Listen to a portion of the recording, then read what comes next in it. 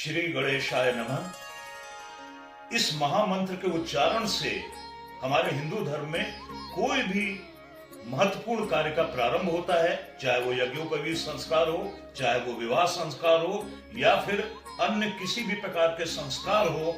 33 करोड़ देवी देवताओं में भगवान गणपति को अग्रपूज्य माना गया है और ऐसी हमारे हिंदू धर्म की मान्यताएं हैं कि बिना गणपति के पूजन के कोई भी शुभ कार्य प्रारंभ नहीं किया जाना चाहिए।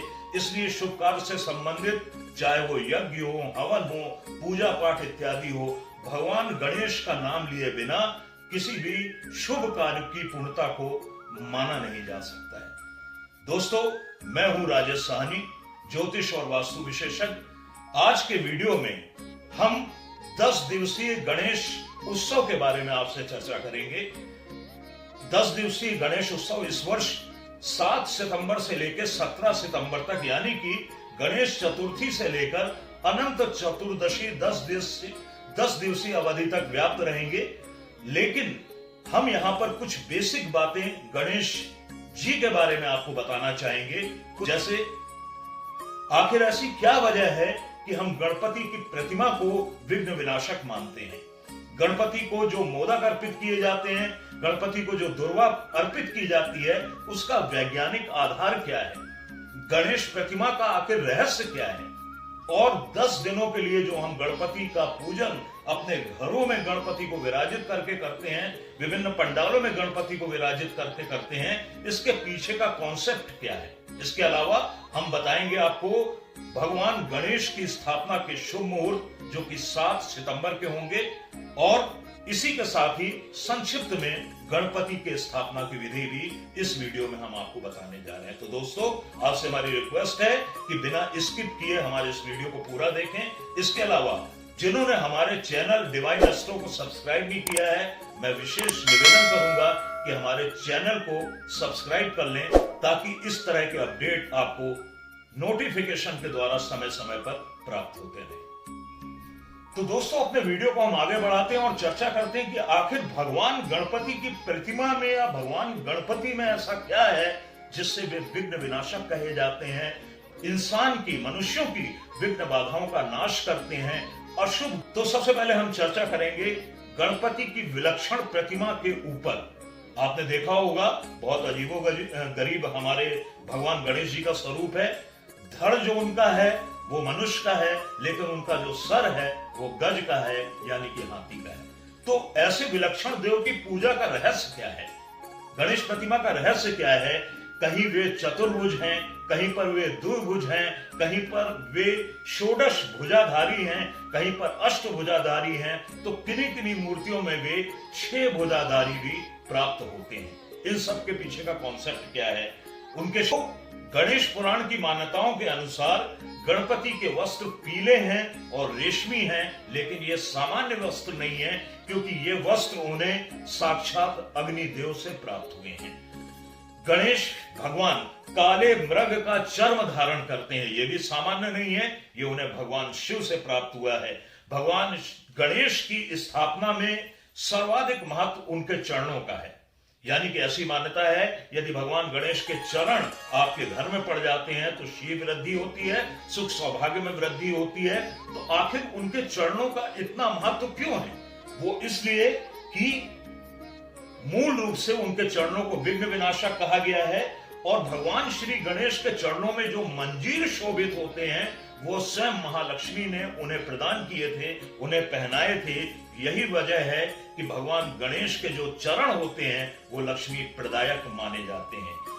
भगवान गणेश की जो पीठ होती है, पीठ को शुभ नहीं माना जाता है। ऐसी मान्यता है कि पीठ अर्थात भगवान गणपति का हमारे घर से गमन अलक्ष्मी के प्रतीक के रूप में माना जाता है। भगवान गणपति के नाभि प्रदेश के चारों ओर सर्प आवृत हैं, यानी चारों ओर उन्होंने सर्पों को लपेट रखा है। ये सर्प भी उन्हें अपने पिता भगवान शिव से प्राप्त हुए हैं। श्री गणेश कंठ में अनेक प्रकार के आभूषण धारण करते हैं। ये आभूषण सामान्य नहीं है, उन्हें मां सावित्री से ये आभूषण प्राप्त हुए थे। भगवान श्री गणेश के कंठ में एक हार या माणिक की माला भी सुशोभित होती है, जो कि स्वयं चंद्रमा ने उन्हें, जितने भी आभूषण उन्होंने धारण कर रखे हैं वो कोई भी सामान्य नहीं है। कोई ना कोई आभूषण, कोई ना कोई उनका रत्न उन्हें किसी भी भगवान के द्वारा, किसी भी देवता के द्वारा दिया गया है। यही वजह है कि भगवान गणपति को विघ्न विनाशक कहा गया है। उनका पूरा स्वरूप विघ्न विनाशक है। गणपति की सूंड के बारे में हम आपको कुछ महत्वपूर्ण जानकारी देना चाहेंगे। दो प्रकार की गणपति की सूंड की प्रतिमाएं हम स्थापित करते हैं। एक तो दाहिनी ओर सूंड होती है, दूसरी बाईं ओर सूंड होती है। सामान्य रूप से जो प्रतिमाओं में देखने में आता है, गणपति की सूंड बाईं ओर मुड़ी हुई होती है, लेकिन दाईं ओर मुड़ी सूंड वाले गणपति बालमबुरी कहलाते हैं तथा बाईं ओर मुड़ी सूंड वाले गणपति इदाम्बुरी गणपति कहलाते हैं।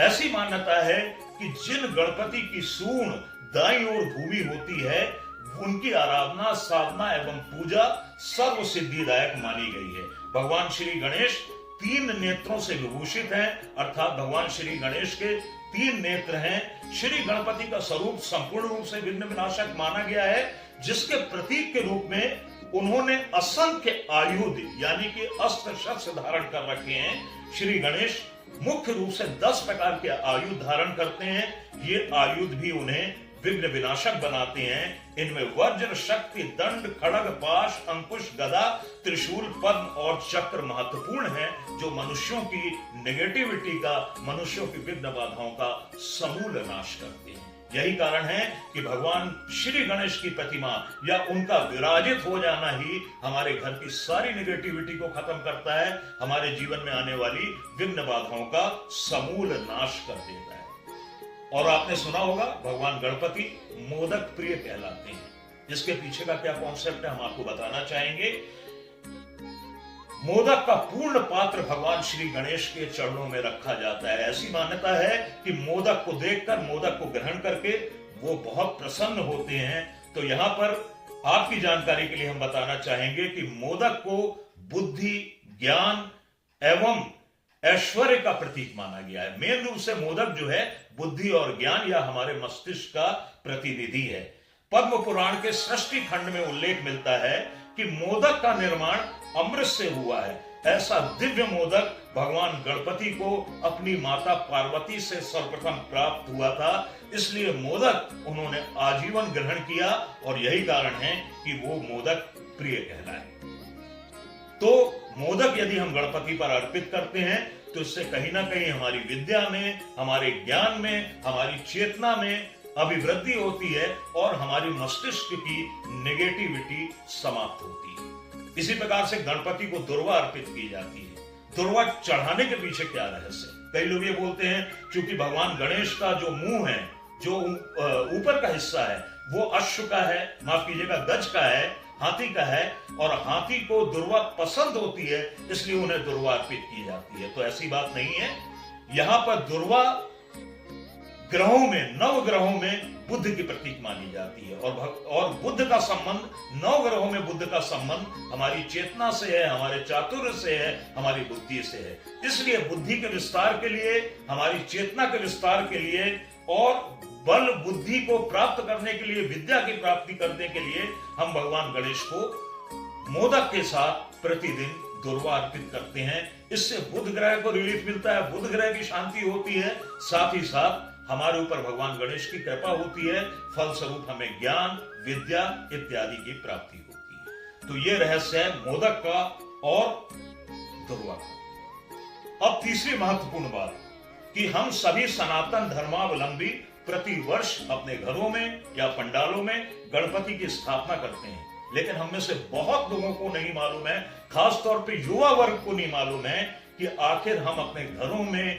10 दिनों के लिए गणपति को क्यों बैठाते हैं। इसके पीछे भी एक शास्त्रीय मान्यता है। देखिए, हमारे जो भी पर्व हैं, हमारे जो भी उत्सव हैं, उनका एक शास्त्रीय विधान है। बिना किसी विधान के हमारा कोई भी पर्व या उत्सव नहीं मनाया जाता है। तो हमारे धर्म ग्रंथों के अनुसार आपको मालूम भी होगा कि महर्षि वेदव्यास ने महाभारत की रचना की थी, लेकिन लिखना उनके बस की बात नहीं थी। फलस्वरूप उन्होंने भगवान श्री गणपति का आवाहन किया, उनसे प्रार्थना की और उन्हें कहा कि वे स्वयं पधारें और महाभारत का लेखन करें। गणपति जी ने भी अपनी सहमति दे दी और दिन रात लेखन का कार्य प्रारंभ हुआ। मानव हित के लिए, जग कल्याण के लिए भगवान श्री गणेश ने महाभारत लिखने का जिम्मा उठाया। इस कारण लगातार लिखने के कारण गणपति को थकान तो होनी थी, लेकिन उन्हें जल ग्रहण करना भी वर्जित था। इसलिए गणपति के शरीर का टेम्परेचर या तापमान ना बढ़े, महर्षि वेदव्यास ने उनके शरीर पर मिट्टी का लेप लगा दिया और भाद्रपद शुक्ल पक्ष की चतुर्थी तिथि को गणेश जी की पूजा की। साथ ही महाभारत लेखन का कार्य प्रारंभ हुआ। मिट्टी का लेप सूखने के कारण गणेश जी के शरीर में अकड़न आ गई। इस कारण उनका एक नाम पार्थिव गणपति भी पड़ा। महाभारत के लेखन का कार्य 10 दिनों तक चला था। ऐसी मान्यता है कि गणेश चतुर्थी के दिन से महाभारत के लेखन का कार्य प्रारंभ हुआ था और अनंत चतुर्दशी के दिन भगवान गणपति ने महाभारत के लेखन को समाप्त किया था। तो वेदव्यास ने देखा कि गणेश जी का शारीरिक तापमान फिर भी बहुत बढ़ा हुआ है और उनके शरीर पर लेप की हुई मिट्टी सूख कर नीचे गिर रही है, झड़ रही है।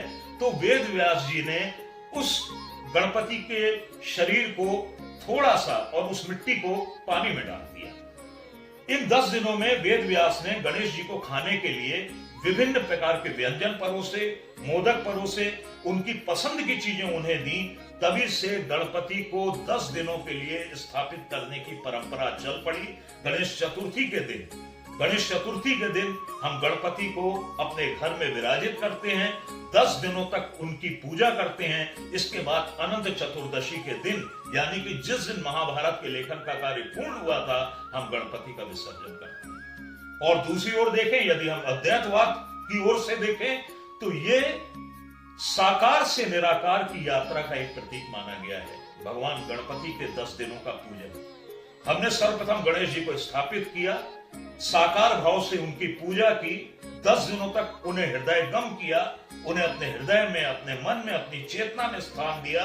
और जब यह स्थान परिपक्व हो गया, यह स्थान सुनिश्चित हो गया, तो हमने उस साकार प्रतिमा को पानी में प्रवाहित करके तिरोहित कर दिया और उनके साकार रूप को अपने अंतर मन में, अपनी चेतना में और अपने हृदय में बसा लिया, ताकि हमें वर्ष पर्यंत किसी भी प्रकार की विघ्न बाधाओं का या निगेटिविटी का सामना न करना पड़े। तो दोस्तों, ये है गणपति की स्थापना का मूल उद्देश्य, जिसका शास्त्रीय तथ्य हमने आपके सामने रखा है।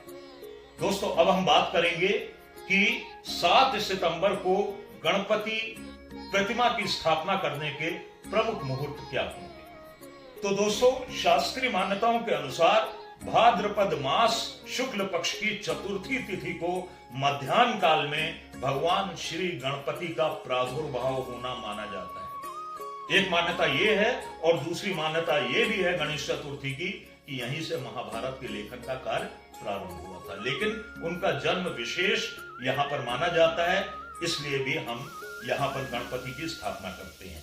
तो 7 सितंबर को चतुर्थी तिथि शाम 5:37 तक व्याप्त रहेगी। इसलिए गणेश चतुर्थी का पर्व 7 सितंबर से प्रारंभ होगा। अब यहाँ पर हम यदि शास्त्रीय मान्यताएं देखें तो गणेश चतुर्थी का प्रारंभ मध्याह्न काल व्यापनी, यानी कि जो दोपहर में व्याप्त रहने वाली चतुर्थी तिथि हो, उसे मानते हुए ग्रहण किया जाता है। शास्त्रीय मान्यताओं के अनुसार, जो कि इस वर्ष हो रहा है, यदि चतुर्थी तिथि पहले दिन मध्याह्न काल में आंशिक रूप से व्याप्त हो, लेकिन दूसरे दिन पूरे के पूरे मध्याह्न काल को स्पर्श करती हो, तो ऐसी स्थिति में दूसरे दिन से गणपति पूजा का प्रारंभ किया जाता है। यही स्थिति इस वर्ष 7 सितंबर को बन रही है। 6 सितंबर को चतुर्थी लग जाएगी दोपहर से 3 बजे के आसपास से, लेकिन चतुर्थी तिथि पूरे मध्याह्न काल को स्पर्श नहीं कर रही है। 6 तारीख को, 7 तारीख को चतुर्थी तिथि पूरे मध्याह्न काल को स्पर्श कर रही है। इसलिए भगवान गणपति की साधना, उपासना और स्थापना शुभ मुहूर्त में 7 सितंबर को की जाएगी। तो 7 सितंबर को गणेश पूजा का मध्याह्न कालीन मुहूर्त प्रातः काल 10:49 से लेकर दोपहर 1:21 तक रहेगा। हमेशा ध्यान रखें, भगवान गणपति की प्रतिमा मध्याह्न काल में ही अपने घरों में या पंडालों में विराजित करनी चाहिए, क्योंकि भगवान गणपति का जन्म मध्याह्न काल में हुआ था।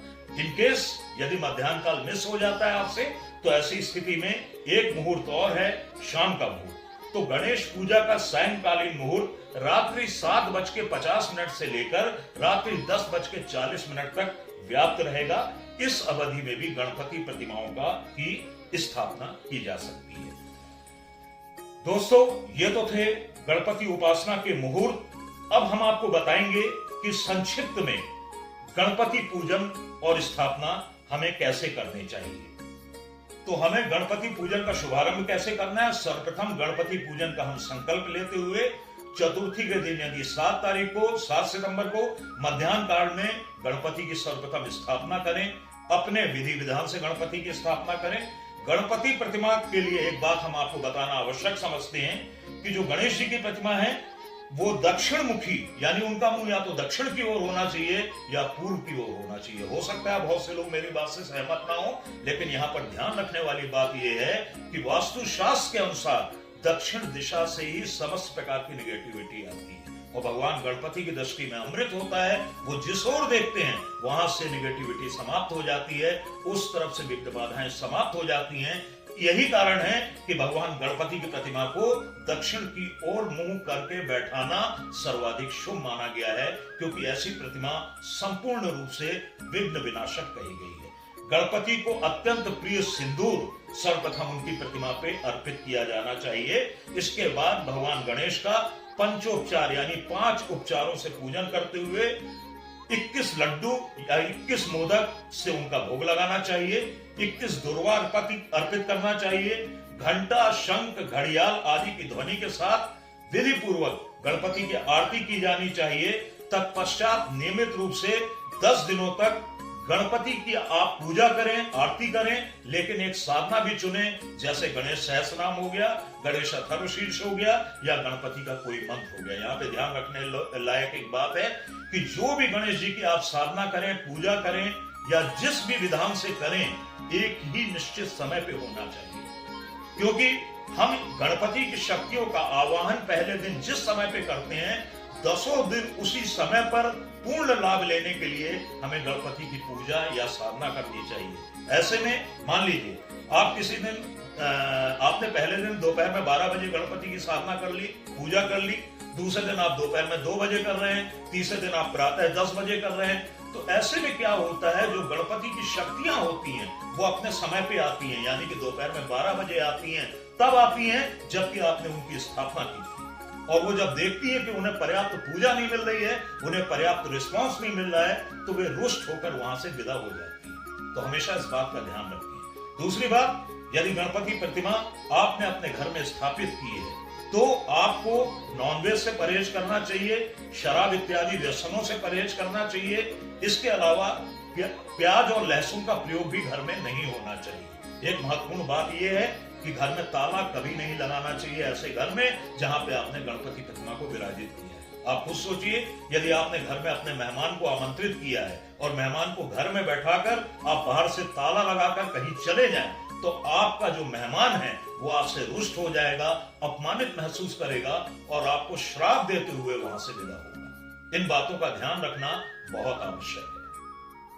अब यहां पर हम आपको बताएंगे कि विशेष कार्यों की सिद्धि के लिए पृथक पृथक गणपति प्रतिमाओं की पूजा की जाती है। तो सर्वाधिक महत्वपूर्ण होती है मिट्टी से बनी हुई प्रतिमा। मिट्टी से बनी हुई प्रतिमा इसलिए महत्वपूर्ण होती है कि हमारे पंच तत्वों का यानी 5 एलिमेंट का प्रतीक मानी गई है मिट्टी। इसलिए मिट्टी की प्रतिमा, गणपति प्रतिमा सर्वाधिक शुभ होती है और सर्व कार्य की सिद्धि देने वाली होती है। कभी भी प्लास्टर ऑफ पेरिस की गणपति प्रतिमाओं का प्रयोग पूजा में नहीं करना चाहिए, क्योंकि इनका कोई शास्त्रीय विधान नहीं है। हाथ के अंगूठे के बराबर यदि लाल चंदन से बनी हुई गणपति की प्रतिमा का आप पूजन करते हैं तो आपके समस्त मनोरथ पूर्ण होते हैं। श्वेतार्क यानी सफेद आग से बनी हुई गणपति प्रतिमा का आप इन 10 दिनों में पूजन करते हैं तो भंग राजयोग, यदि आपकी कुंडली में राजयोग है, वो भंग हो रहा हो तो वो फिर से एक्टिवेट हो जाता है, आपको राज्य लाभ और पद लाभ होता है। कुम्हार के चाक की मिट्टी से बने हुए गणपति का पूजन करने से जो अविवाहित कन्याएं होती हैं उनके विवाह दोषों का निवारण होता है।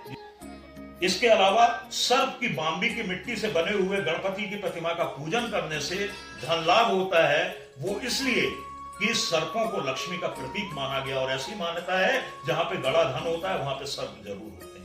गुड़ से बनी हुई गणपति की प्रतिमा का पूजन करने से सुख सौभाग्य की प्राप्ति होती है। जन्म पत्रिका के मंगल दोषों का निवारण होता है। नमक से बने हुए गणपति का पूजन शत्रुनाश, कोर्ट कचहरी, वाद, मुकदमे इत्यादि में विजय प्राप्ति के लिए किया जाता है। नीम की लकड़ी से बने हुए गणपति का विधिवत इन 10 दिनों में पूजन करने से मुकदमे में विजय प्राप्त होती है और आपके जटिल से जटिल शत्रुओं का पराभव होता है। तो दोस्तों, हमारा ये वीडियो आपको कैसा लगा हमें कमेंट करके जरूर बताइएगा। अगले वीडियो में बहुत जल्द आपसे मिलेंगे। तब तक के लिए राधे राधे, जय श्री कृष्णा। और हम अपने सभी दर्शकों को गणेश चतुर्थी की हार्दिक हार्दिक शुभकामनाएं देते हैं।